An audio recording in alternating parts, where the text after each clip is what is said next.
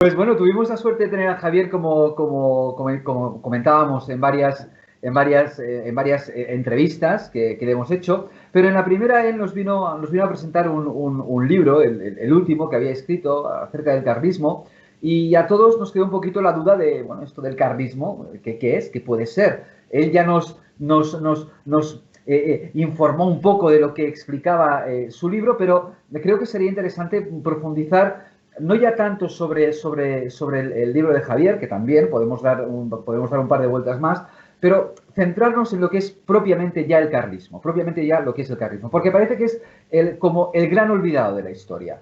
Da la sensación de que durante los años 60, 70, 80 se hablaba mucho del carlismo, pero a medida que han ido pasando años y generaciones, el carlismo, ya lo apuntábamos en la primera entrevista, ha quedado como relegado, ¿no? en el cajón de la historia. Entonces, claro, la primera pregunta es, a ver, esto del carlismo, es decir, que es un movimiento dinástico, es una doctrina política y social, es una reivindicación, es un movimiento popular. ¿Cuál sería la definición concreta del carlismo, Javier? Bueno, es la gran pregunta, es una pregunta muy, muy compleja, muy amplia, porque los reduccionistas siempre han tendido a decir que el carlismo fue un problema dinástico entre comillas, absolutistas y liberales en el siglo XIX, y eso llevó a varias guerras hasta que no, digamos, quedó derrotado militarmente el carlismo. Pero verlo así es una cosa, es una simplificación. El carlismo es algo mucho más profundo. De hecho, ni siquiera el carlismo, cuando se articula políticamente entre las guerras que se van produciendo en España, pues ni siquiera se considera como un partido, se llamó a veces partido carlista, pero se consideraba como una comunión, algo más que un partido. Y entonces el carlismo se ha caracterizado por no tener una ideología, no es una ideología, sino que siempre se ha dicho que tiene un ideario. ¿Qué es un ideario? Una serie de principios que el carlismo defiende que son los constitutivos de lo que es España, esos principios, que sin esos principios España dejaría de ser lo que es, y que luego en el orden práctico, prudencial, en la praxis política, se van aplicando pues sin ningún problema la fidelidad a esos principios. Y es así como se ha ido haciendo la historia de España, ¿no?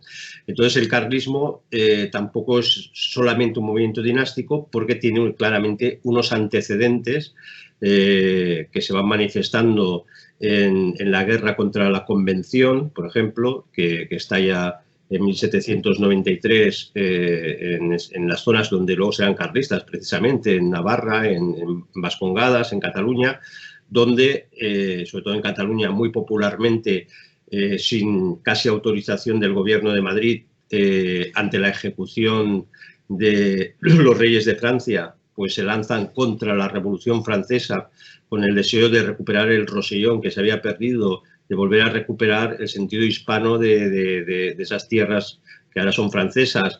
Era una guerra con un sentido de religión, de fidelidad contrarrevolucionaria, y esto es un antecedente clarísimo, que luego se repite en la guerra de la independencia, cuando, digamos, buena parte de la oficialidad española, y sobre todo se ve en Cataluña, en Barcelona, se vende a Napoleón y dejan entrar las tropas napoleónicas. En el resto de Cataluña, incluso los soldados desobedecen a sus oficiales y se van a los montes a luchar, ¿no? Y luchan igual, con ese mismo espíritu de defender la patria, entendiendo la patria pues como una realidad fundamentada en la religión católica, y viendo a las fuerzas napoleónicas como un elemento extranjerizante que va a eliminar lo que es la esencia de España. Pero es que después tenemos otro antecedente, que es la guerra dels malcontents. Bueno, primero la guerra realista, que es la guerra que es contra Riego. Riego, aprovechando el conflicto con Napoleón, la crisis política que se sucede, pues en 1820, cuando había todas las tropas que estaban ya encaminadas a América para luchar contra la emancipación que se estaba produciendo ahí, motivada por la masonería, motivada por los ingleses, pues esas tropas las utiliza para dar un golpe de Estado en España y traer el régimen liberal o el trienio, lo que se ha llamado el trienio liberal, y se produce la guerra realista, que tiene una fuerza en España. Y esos hombres también tenían la misma intención de defender una España fundamentada en el orden católico, sobre todo, en las costumbres, en las tradiciones, en los fueros que habían ido constituyendo las sociedades de forma natural, y veían en todo eso un proceso revolucionario que ya se estaba produciendo en toda Europa y ya se tenía la experiencia de la Revolución Francesa, y pues se levantan en armas. Y todavía otro antecedente es la guerra de los malcontents o descontentos aquí en Cataluña, donde cuando la gente cree que, muy popularmente, es un levantamiento popular en Cataluña, creen que Fernando VII ha caído en manos de la masonería, ha caído en manos de los políticos liberales, pues se levanta en armas también para presionar a Fernando VII para que corrija sus políticas también extranjerizantes, ilustradas y todo esto.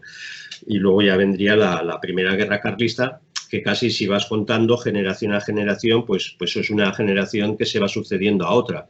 O sea, y si vamos más a los fundamentos, pues todo arrancaría pues como lo ha considerado el pensamiento tradicionalista, que el ser de España se configura, se empieza a articular claramente como un acto consciente en el Tercer Concilio Toledano, en el 589, cuando se convierten los arrianos y se proclama que España es una unidad religiosa y política en la monarquía, ¿no?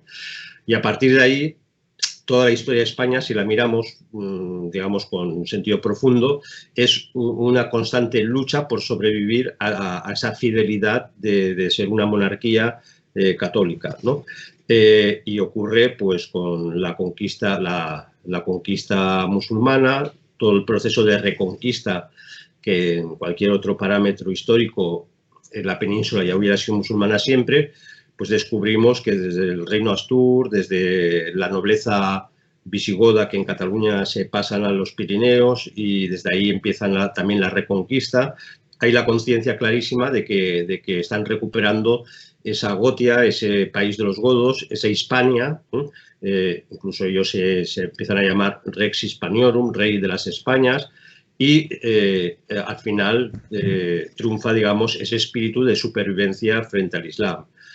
Ese espíritu, además, se traslada luego con el tiempo pues a lo que es América. La creación de la monarquía hispánica, de ese imperio, es gracias a la experiencia de la unidad confederada de la Corona de Aragón y de Castilla, donde se respetaban los fueros, las constituciones tradicionales, y eso es como surgen los virreinatos. Los virreinatos en América no son más que la reproducción de esa España, esa monarquía que sabe confederar o federar una serie de reinos a través del matrimonio de Isabel y Fernando, y constituyen claramente pues una unidad política que se resiste a morir, a pesar de que a lo largo de la historia puede haber grandes crisis, como la guerra del Segadors, que ponen en peligro que toda Cataluña se la lleve Francia, pero volvemos a ver que hay una reacción y lucha contra eso, como hemos dicho, ante la Revolución Francesa, y luego todo el siglo XIX sigue siendo esa continuidad de no querer morir, ¿no? de resistir a la muerte por esas, digamos, presiones que van apareciendo en forma de mundo islámico, en forma del arrianismo antes, en forma del protestantismo.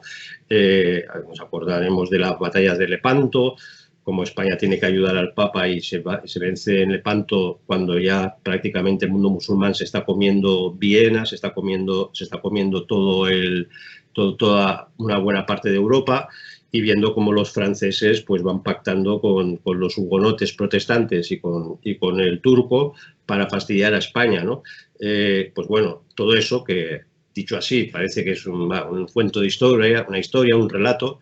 Eso fue digamos, una lucha brutal de supervivencia de una nación, ¿no? Y por eso se dice que España es una de las naciones más viejas del mundo. Y en ese sentido, el carlismo pretende ser la continuidad de esa tradición, con las fuerzas que pueda tener actualmente, que son pocas, evidentemente, pero hemos de pensar que estamos en un mundo donde si cotejamos lo que piensa la gente como los criterios actuales, la gente ha ido perdiendo ese sentido de tradición que es el que nos da la identidad, ¿no? Y por eso encontramos una sociedad tan desorientada en tantas cosas.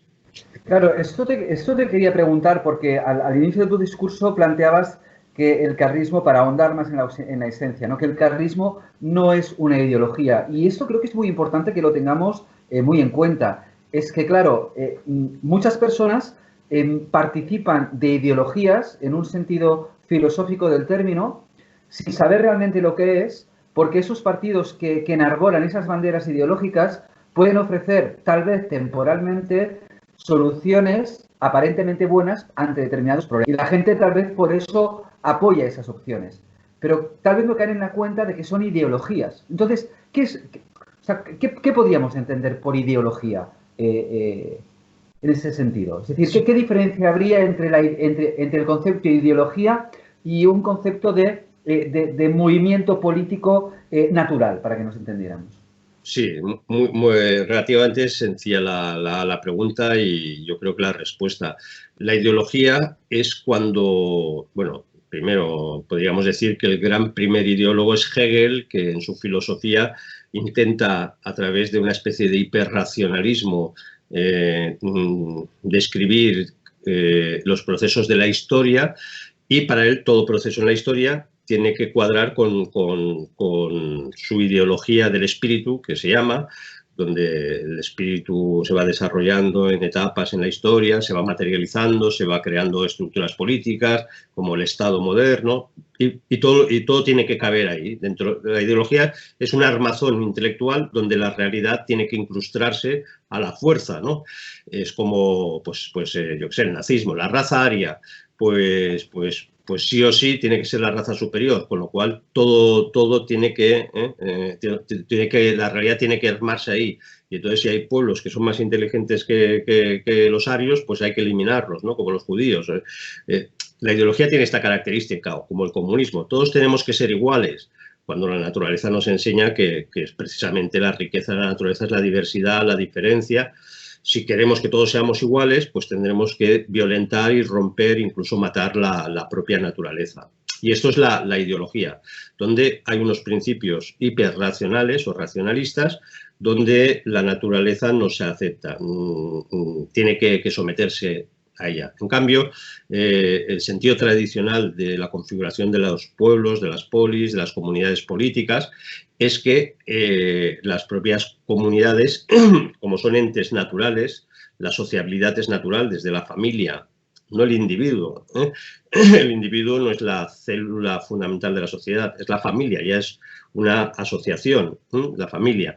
Pues a partir de ahí la familia por eso tiene sus derechos. La familia en cuanto tal se definía, o Vázquez de Mella definía el municipio como una unión de familias, o sea, es un articulado social natural, porque son familias que se han unido para algo, para sobrevivir, para ayudarse mutuamente, los municipios creaban entidades comarcales, las veguerías, por ejemplo, en Cataluña, y poco a poco la sociedad se iba como construyendo a base de una serie de, ya no unos principios morales, que esos son fundamentales y corresponden al derecho natural, sino también en función de una serie de costumbres de orden práctico, de orden moral, de orden político, que las pequeñas comunidades políticas, los municipios, este conjunto de municipios que eran las comarcas, poco a poco, además regidas por un principio de solidaridad, de ayuda mutua, pues es lo que va haciendo que la sociedad, fundando la sociedad, sean normas, sean costumbres, que en un momento determinado la autoridad política los convertía en fueros, esto es, en libertades concretas. Y esto es muy bonito porque cuando vemos cómo va avanzando la reconquista en España, los reyes que liberaban a un pueblo, una población, le concedían sus fueros, sus libertades. No tenían que depender de la legalidad total del Estado, como ocurre hoy en día. Hoy el Estado hace una ley y esa ley, pues de forma uniformizadora, uniforme, antinatural, quiere aplicar la misma ley a cualquier tipo de población o individuos. En cambio, como hemos dicho, la realidad, el carlismo considera que la realidad es tan diversa que esas sociedades conservaban sus fueros, sus libertades, y por eso abrazaban, digamos, a los reyes. Y los reyes, contra lo que nos han hecho creer, eran queridísimos por los pueblos, porque los pueblos muchas veces se disfrutaban de esas libertades que les concedían la monarquía, convertían las costumbres en leyes, y por lo tanto la aristocracia no podía, digamos, convertirse en una oligarquía que fuera contra la población, ¿eh?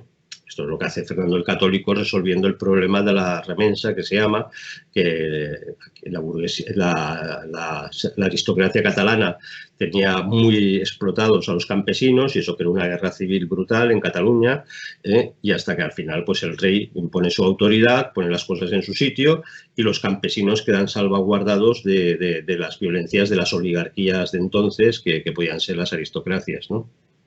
Hay en estos días hay como dos acciones que me han sorprendido. Una, por un lado, es que determinados defensores del centralismo, para que nos entendiéramos, del centralismo, en alguna ocasión, si no recuerdo mal, achacaban a los movimientos nacionalistas de Cataluña, en este sentido, les achacaban ser como herederos del carlismo, ¿no? Y eso se achacaba como una especie de ¿cómo te lo diría? De, entre comillas, como de insulto, ¿no? Mira los nacionalistas estos que son herederos del carlismo, ¿no? Más o menos venían a decir así, si no recuerdo mal. Y en segundo lugar también hay otra acción que también me sorprende mucho, precisamente en situaciones o en estados llamados democráticos, en los que parece ser que si algunas personas no comulgan con los principios digamos así, constitutivos del Estado o con los que se llevan de moda, automáticamente se les colga, hay una acción de colgarles de San Benito de fascistas, ¿no? De fascistas. Entonces, mi pregunta es, ¿qué diferencia hay entre el carlismo y el nacionalismo? ¿Y qué diferencia hay entre el carlismo y el fascismo? Dos grandes preguntas, como siempre. Poco tiempo. Aquí aprieta las tuercas. Mira, claro, es muy complicado porque el término catalanista, cuando aparece el catalanismo, es un movimiento literario, cultural, donde los propios catalanistas no querían ser un movimiento político, en absoluto, ¿no? Pero debido sobre todo a las acciones de Prat de la Riba, que se le podría considerar el padre del catalanismo actual, pues Prat de la Riba lo convierte en un movimiento político, se aprovecha de una oligarquía también catalana que necesita tener fuerza en Madrid, y entonces en Cataluña lo que ocurre es que el catalanismo acaba ocupando el lugar de los partidos dinásticos conservadores. Por tanto, desde 1901, que se presenta la Lliga Regionalista, el catalanismo político está dominado por los conservadores, donde es verdad que está la tesis de que parece que el carlismo o el catalanismo es la sucesión del carlismo, pero esto es una lectura demasiado sencilla. Más bien, es verdad que hubo muchos carlistas que se pasaron al catalanismo, porque el primer catalanismo, el que está entre ese catalanismo literario y el principio de ese catalanismo político, también es un movimiento espiritual dirigido por gentes como Torras y Valles, y entonces ellos veían bueno, que el catalanismo era como un movimiento religioso, que hablaba del regionalismo, que hablaba de la cristiandad, y entonces, bueno, muchos carlistas, pues cansados de tantas derrotas militares, pues se pasaron al catalanismo. Pero es curioso cómo también hubo muchos enfrentamientos, porque los catalanistas políticos, Prat de la Riba, ya muy de joven, enseguida vio que el carlismo era su enemigo. Era su enemigo.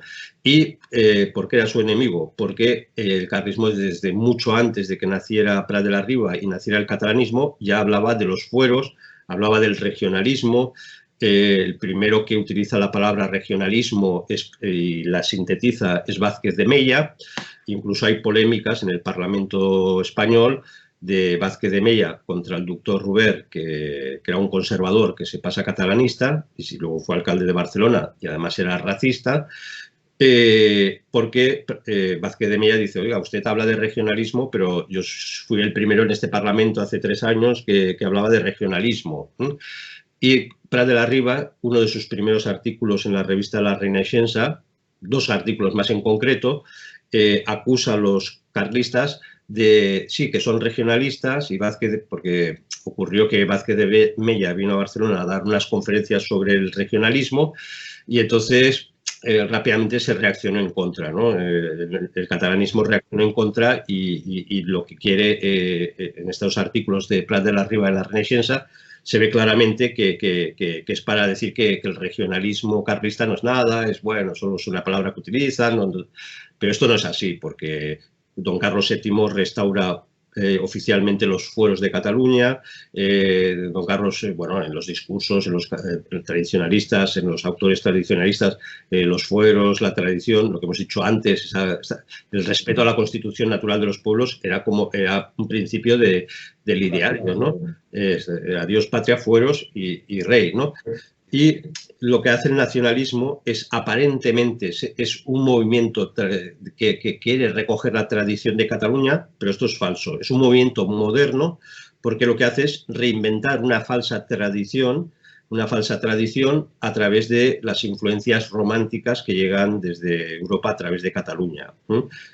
Por eso Barcelona se considera que es la capital de Wagner, de wagneriana en España, por todas las influencias del romanticismo alemán, del romanticismo inglés, Walter Scott, los Caballeros de la Mesa Cuadrada, que es redonda, perdón, que es una especie de apología de un pueblo medieval que resurge divinamente de la nada. El Montsalvat famoso de Wagner, que lo identifican con Montserrat, Parsifal lo identifican con Sant Jordi. Entonces, todo esto apoyado por la burguesía, disimulado de una especie de medievalismo, por eso el modernismo inventa el neogótico, una especie de falsa arquitectura medieval, pues se combina con el deseo de ser modernos, de ser más europeos. O sea, el nacionalismo al final acaba queriendo separarse de España porque piensa que España es una cosa demasiado atrasada, ¿vale? Y también, si me permites, igual me enrollo demasiado. Por favor.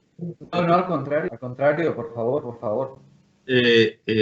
Curiosamente, cuando se ha discutido sobre temas, y esto igual contesta ya la segunda pregunta, ¿no? ¿El carlismo es algo fascista o no es fascista? Muchas veces tenemos un concepto erróneo del siglo XIX. En el siglo XIX encontramos que quien quiere centralizar el Estado, quien quiere imponer el castellano o el español como lengua única oficial, quien hace las leyes, digamos, que poco a poco van intentando reducir el uso del catalán, del euskera, de las lenguas diversas de España, es precisamente los liberales progresistas de izquierdas. La izquierda es la que tenía como referente la Francia jacobina, revolucionaria, que había conseguido un estado donde una cantidad de pueblos que hablaban idiomas diferentes, pues la Revolución Francesa había conseguido un Estado jacobino que todo el mundo hablara francés, todo el mundo. Y cuando en la época de la Revolución Francesa eran poquísimos, un porcentaje casi ridículo, no llegaría al 25% de población que hablaba francés. El resto hablaban occitano, hablaban normando, hablaban gascón, hablaban catalán, hablaban patué, bueno. Y entonces estos liberales españoles querían lo mismo. Entonces sorprende, por ejemplo, como la ley Moyano. Moyano es un ministro que es masón y que, por cierto, su retrato está en la universidad, en el edificio antiguo de la Universidad de Barcelona, pues es el que hace la ley de obligatoriedad de enseñanza en castellano. Y por eso, en las zonas donde el carlismo todavía es fuerte, se defienden las lenguas, digamos, vernáculas del lugar, el catalán, el vasco, el euskera, etcétera, porque ven que a través de esta, digamos, entre comillas, españolización o instrumentalización del español, unificando la escuela, pues se implementarán las ideas liberales y por eso los grandes defensores del catalán, por ejemplo, del euskera, fueron siempre carlistas, ¿no? Y esto es lo que ha hecho confundir a la gente el carlismo con el nacionalismo. Pero rompe el argumento de que el carlismo es una forma de fascismo. Y esto es evidente, porque primero, toda forma de fascismo otorga al Estado un poder totalitario y absoluto. De hecho, bueno, las obras de Mussolini, el Estado totalitario, ¿no? Antes se utilizaba este lenguaje y además no se cortaban porque no sonaba mal. El Estado totalitario era lo moderno, era lo nuevo, ¿no? El Estado tiene que intervenir en todo, en los sindicatos, tiene que intervenir en las corporaciones, tiene que intervenir en la organización territorial, tiene que intervenir en todo. Esto es un Estado totalitario. Todo queda, digamos, bajo el paraguas del Estado. Esto, para un carlista del siglo XIX, hubiera sido tan incomprensible que, o sea, eso es pensamiento moderno y en cambio el carlismo es tradición, ¿no? Entonces, por eso la repugnancia que le producía al carlismo un Estado unificado y centralizado donde se rompían tradiciones centenarias como las diputaciones forales pues en Navarra, en Vizcaya, en Álava, ¿no? Que eran ya formas naturales de organización de la sociedad, donde se cobraban los impuestos, había tribunales, se resolvían las cuestiones sociales, ¿no? Y de repente venían, ¿no? desde Madrid y ¡pum! Y todo eso quedaba dilapidado y tal. Para ellos, claro, es como si llegaran hoy extraterrestres y nos echaran, digamos, y nos cambiaran absolutamente toda forma de organización social y ya no hay familia, ahora solo hay individuos que están ahí aislados y produciendo y todos fuera de la ciudad de donde han nacido. Claro, eso era un cambio de paradigma tan brutal que por eso el carlismo se alza en armas y sobre todo viendo que ese Estado es un Estado que está haciendo desamortizaciones, que está atacando a la Iglesia, que está yendo contra los sentimientos más profundos religiosos del pueblo español y eso explica unas 3 guerras civiles, que no es poco, ¿no?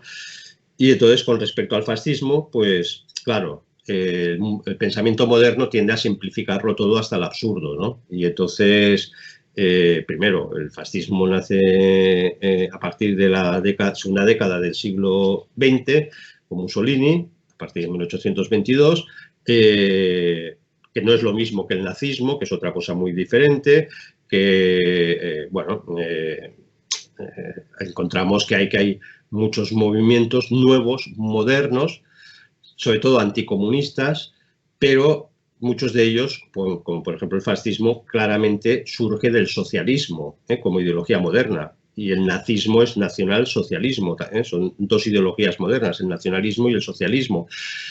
Y por eso el espíritu, digamos, tradicional se manifestó claramente como oposición pues tanto al nazismo como al fascismo.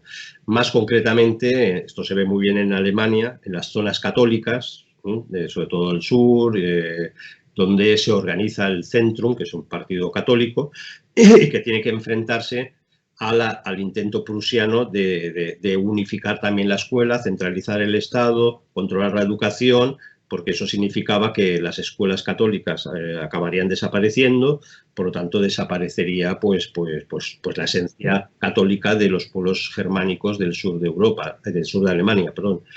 Y entonces, pues bueno, son paralelos donde se ve claramente que esos pueblos todavía tradicionales o en sus raíces, o los bávaros, ¿no? Los bávaros siempre se resistieron a ser absorbidos por los prusianos.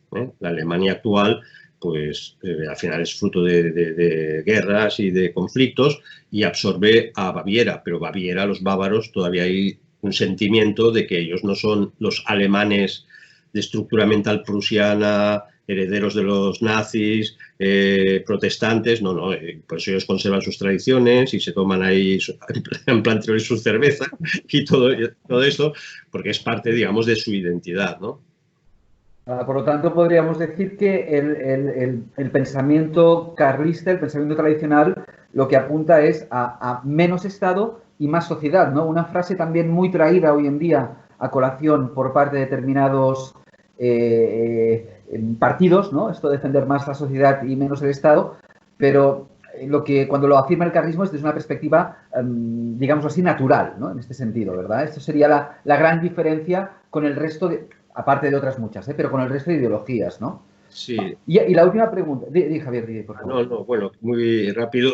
Este eslogan, digamos, lo ideó el carlismo en los años de la transición, cuando en España ya se empezaba a articular la partitocracia, y entonces la idea de más sociedad y menos Estado no es como se interpreta ahora desde el neoconservadurismo o desde el conservadurismo norteamericano, que ellos dicen menos Estado y más individuo. O sea, que ellos quieren un individualismo que les libere del Estado, que no quieren pagar impuestos, están siempre contra el gobierno, ven que el gobierno es un enemigo, pero lo hacen desde el individualismo. En cambio, el tradicionalismo, la idea de más sociedad, menos Estado, significa que el Estado no es que sea malo, el Estado tiene que existir, esto es evidente, pero tiene que ser un Estado con sus funciones y sus límites naturales, y la sociedad no es una suma de individuos inorgánicas, sino que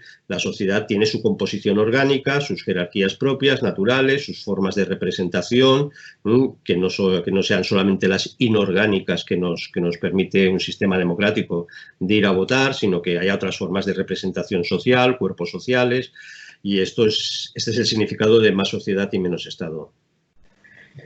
La última pregunta es que esto seguramente, si me permites y si te parece, te tendría que invitar a otro programa, llamémoslo así, porque esto da para mucho. Me han quedado muchas preguntas en el tintero, te lo digo en serio. Pero para no alargar más, porque también hay bastantes cosas que hacer, la pregunta que también es una pregunta, también podría ser como muy moderna, ¿no? Porque es muy simplificada. Es una pregunta poco, pero bueno, que no da tiempo a responderla en un minuto ni en dos, pero bueno, yo la lanzo, ¿no? ¿Qué propuestas tiene hoy en día el carlismo, la tradición, para solucionar los problemas sociales? Claro, es que, claro, yo tal vez busco una respuesta simplificada, una respuesta modernista, moderna, pero claro, no casa, no cabe. Sí. Bueno, a ver, así haciendo unas pinceladas por intentar, y si quieres ya lo dejamos para otro programa. Sí, por favor. A ver, el carlismo, primero, tiene muy claro que por mucho que se reivindique la sociedad, y sabiendo que las sociedades se construyen de abajo arriba, no cae en la ingenuidad democrática de pensar de que no hace falta, o la ingenuidad anarquista de que no hace falta una autoridad, sino que por eso se defiende la monarquía como principio unitivo. ¿Por qué? Porque es la tradición en España. En Estados Unidos un tradicionalista tiene que ser republicano porque tradicionalmente ha sido una república.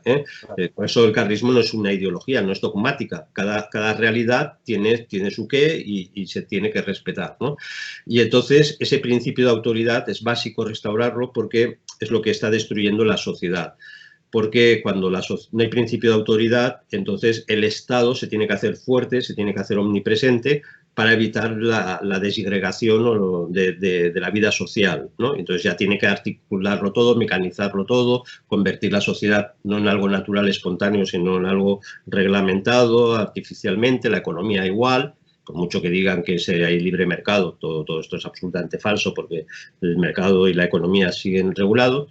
Entonces, ese principio de autoridad afecta a todo, porque una vez se disuelve el principio de autoridad, esto afecta a los gobiernos, afecta a las escuelas, afecta a las familias, que es lo que estamos viviendo, una especie de desintegración interna de la sociedad porque se ha perdido el principio de autoridad. En el carlismo siempre, como estaba el rey, estaba el pretendiente, digamos, esa idea de autoridad la veían tan connatural como la autoridad que el padre tenía sobre los hijos, ¿no? Hoy en día, como la mentalidad dominante es absolutamente moderna, pues nos hace ver nos hace creer que la sociedad puede sustentarse sin ningún tipo de autoridad, y por tanto los niños pueden desobedecer a los padres y a los profesores. Nos han hecho creer que la autoridad es autoritarismo, y esto es todo lo contrario. Donde hay autoridad no va a haber nunca ni anarquía ni autoritarismo, porque la autoridad es ese principio ordenador natural de la sociedad. ¿Los fueros qué es? Es la fuerza y el contrapeso a la autoridad, de tal forma que la autoridad no puede violentar ya formas de estructura y organización que durante siglos se han ido perfilando en la constitución de los pueblos, de las sociedades, de las comarcas. Eso sería la idea de fueros. Y el carlismo, con el lenguaje moderno, es la defensa del principio de subsidiariedad, donde el poder tiene que respetar la autonomía propia de cada cuerpo social, de la familia. Por tanto, el Estado no puede meterse en toda la familia, tiene que ayudar a la familia, pero no puede meterse en la familia, ni organizar ni decidir lo que es una familia. Y esto, el principio de subsidiariedad, es como la gran clave para poder regenerar, digamos, la sociedad.